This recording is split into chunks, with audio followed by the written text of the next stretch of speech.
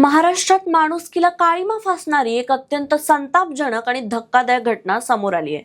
ठाणे जिल्ह्यातील उल्हासनगरमध्ये एका महिलेला बेदम मारहाण करत तिचे कपडे फाडून, केस कापून आणि गळ्यात चपलांचा हार घालून तिची नग्न धिंड काढण्यात आल्याचा प्रकार उघडकीस आला आहे। या संपूर्ण प्रकरणात पोलिसांनी आतापर्यंत 3 आरोपींना अटक केली आहे।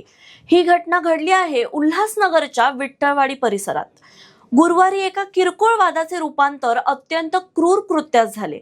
मिळालेल्या माहितीनुसार पीडित महिला आणि आरोपी हे दोन्ही एकाच वाघरी समुदायातील असून ते फुगे विकायचे काम करतात। आरोपी हे पीडित महिलेचे नातेवाईकच असल्याची माहिती समोर आली आहे। आरोपीने दावा केला आहे की पीडित महिलेने त्यांच्या कुलदेवतेचा अपमान केला होता। याच कारणावरून त्यांनी महिलेला मंदिरात प्रवेश न करण्याची ताकीद दिली होती। मात्र मंदिर प्रवेशाच्या याच किरकोळ वादावरून दोन्ही बाजूमध्ये मोठा वाद झाला।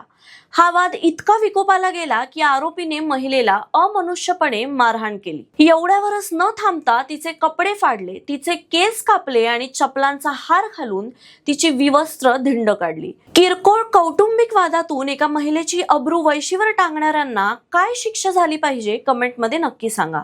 आणि अशाच महत्त्वाच्या अपडेटसाठी सबस्क्राईब करा सलाम ठाणे।